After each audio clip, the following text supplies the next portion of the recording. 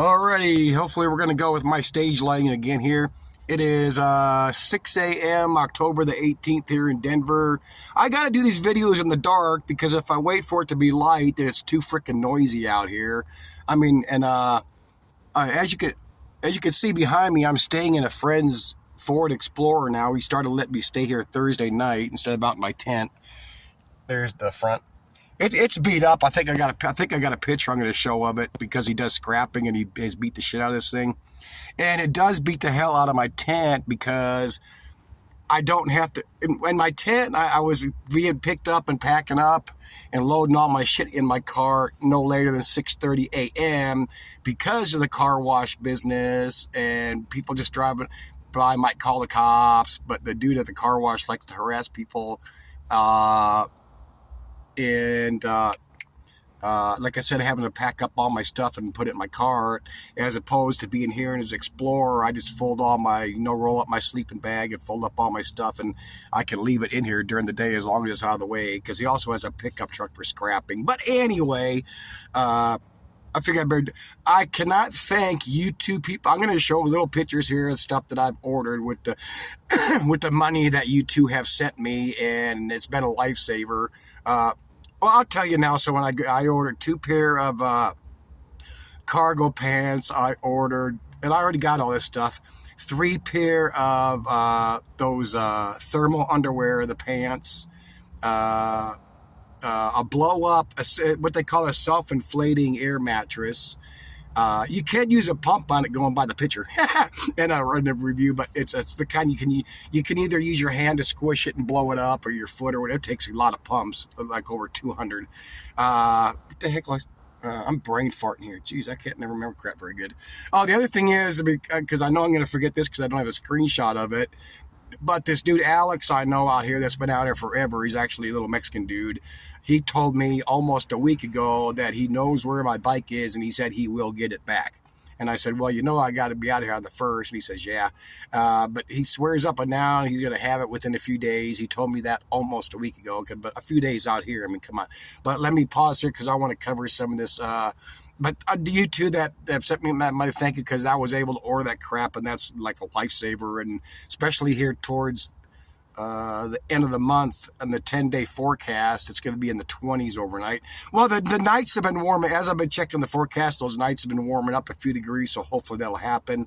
Because, like I was saying, in my tent, I had to start wrapping up at 6:30. Still here in his Explorer, he leaves me the key so I can run the heat in the morning. Right now, it's like 45 or something. I don't need to. I got my little blanket on me.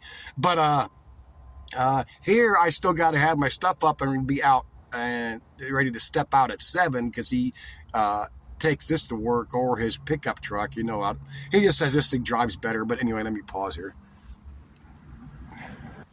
Well, since this is my last screenshot, there's the forecast for Denver, blah, blah, blah. It was 84 yesterday, 74 today. Then look at that. Still got an 80 and 82 coming. 26 the night of the 26th. I had to do a second screenshot to get the last day. Then 27. But like I said, that should hopefully warm up by the time it gets closer. Pause here. Oh, I already got it dirty, but here I have a physician order form from yesterday. I saw my PCP, whatever. Because Sunday I went to the hospital because starting, I think it was Saturday the 30th, this is for a cervical collar, starting the 30th, I started having numbness on the right side of my face and the right side of my head and my right arm. I didn't go to the hospital because obviously I'm talking, okay, no face drooping. I'm sure it had something to do with my stenosis. Sure enough, I got another MRI and I have bone spurs on my right side of my neck now. But let me pause here. Okay, what's some of the headlines since this Israeli shit got going? War live updates. U.S. Chamber rushing military aid. I'm sure they will. Millions and billions of dollars going to disappear into some other pockets now.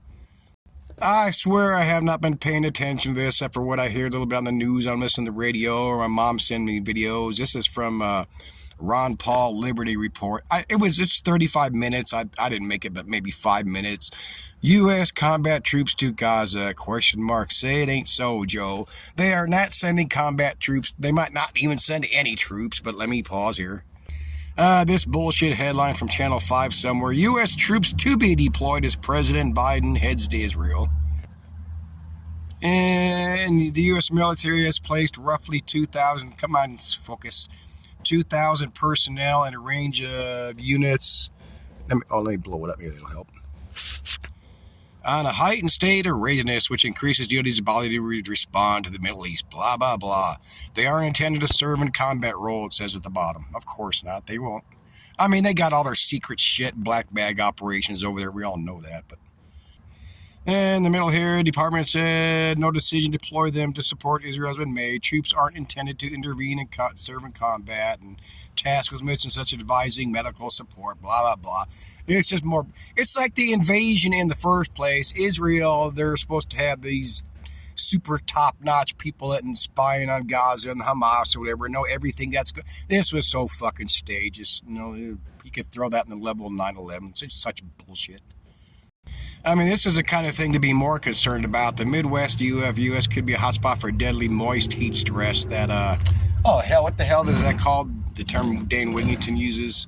The heat index, or it's, anyway, where it's the heat with the humidity and it just fucking kills your ass. Oh, check out this picture I took, I don't know, more than a week ago. There's my stuff over there on the left. There's these people that set up, they're not picked up, which they should be, because it draws cops. He's smoking off the pipe. Let me pause here. I don't know, 15, 20 minutes later, he left. Here's another one, another person. These two were sitting in the doorway smoking together. Oh, these people are funny. Oh, there's a picture of his Explorer. I mean, there's his VAR. He's got a nice RV. He spent, I think, like he said, $3,500 on it and put another $2,000 or something into it. He's beat the shit out of this. You can see where the window's broken out. I put it back. I mean, it's fine for living in. I mean, you can't beats like hell. Like my tent was more spacious, but this is better. Okay, what I did is I went over to Family Dollar about a week. That's Thursday when he started letting me stay in here because it's harder to keep an eye on my stuff outside. So I got two of these little alarm thingies that you can put on your window for $3.50. And I actually got them tucked under either side of my tarp, so if anybody pulls it up overnight, it'll set it off. There's the cervical collar I ordered. There's another one I wanted to get, but it wouldn't arrive to the first, so I was supposed to go to that motel. Oh, and thank you, 420, dude, for offering me that bus ticket. I could still take you up on it, because I might get to that motel. Like I said, that place is a dive and all that, but it'd be just too cold to head off in the winter, and there's no way I could take all my clothes with me. I gotta have my clean clothes. I mean, I got quite a bit of clothes, and I wouldn't have any, I wouldn't be able to be mobile with them. And I did some Googling. Greyhound charges like $35 to take your bicycle if they're gonna have room, and it differs. I haven't called them, but some say you gotta take it apart, and all of them say at least you gotta put it in a cardboard box or some shit. There's a sleeping bag I got, supposedly good down to 26 degrees. She didn't come with it. I got 3 pairs of those thermal pants, 2 pairs of cargo pants, and that air mattress. Oh, and then there's that article again. Let me pause here. This is 1 minute long. I just have to want to prove shit when I talk about something, but this is actually god dang, a download of my MRI thingy here. I went through it kind of quick. If you want to actually try to read anything and make sure I'm not bullshitting people, you can pause. Is this thing playing? Hopefully it's going to come out halfway decent on phone to phone here.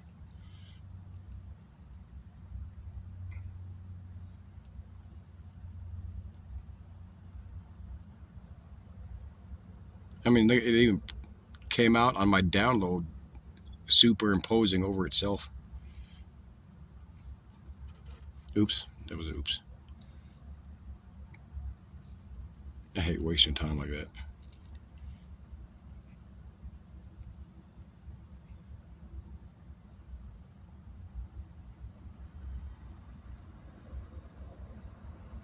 Like I said, the option is still mine to have the surgery, but with the infections from hospitals. As a matter of fact, I looked it up again recently, and it's like 1 in every 31 people, and they know they are all not life-threatening infections. Wish this thing would hurry up and end here. I think that's it. they're all not life-threatening infections, but the point is having one, especially since they do this. They get in here and replace the discs and do the fusing, but they go in through here, in between your artery and your throat, and you have to wear a cervical collar. You have to wear a neck collar anyway for at least a month, while some of that shit grows back together. And me being 58, and matter of fact, no, they wanted to, at first they were going to do 4 vertebrae fuse, 4, dropped it down to 3. As a neurologist, my neurosurgeon said it increased my chance of healing. And, there's just this shit that can go wrong and not heal right. And so many, I looked up all this shit over starting a year and a half ago, and you could get it to where it happens. A lot of people, they have to have another surgery, either to redo the screws or because when you fuse them together and you're bending, it starts puts stress on the vertebrae above and below where you had the fusion, so they start getting jacked up. But let me pause here and see if I got anything else on my phone. You gotta love these kind of headlines. Trees are dying at shocking rates. Understanding how we could ultimately save them. To predict the fate of the world's woods in the face of climate change. In other words, and Canada is still burning up. Pause here. Earth's ocean's temperature is expected to triple by 2100.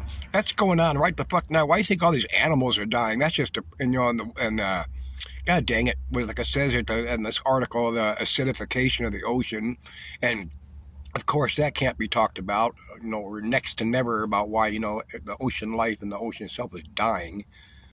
Okay, this was in a part of the Amazon where the water temperature hit 102, normally between that time of the year, 84 and 87, and they're figuring that's why 70 dolphins just up and died. It's like I said before, they talk about the seagulls dying because of starvation, the manatees dying, and I forgot what area or two it was because of the starvation. Well, why do you think them fish and everything else are washing up? No, they want to say it's just sonar from the military, which, affects it. And like Wigington mentioned, I think 2 videos ago, I forgot where it was, where they're out in the ocean doing that huge solar wind farm, so they're blasting in the ocean rock, to plant the posts. But, they don't give a flying fuck anymore. I think that might be it.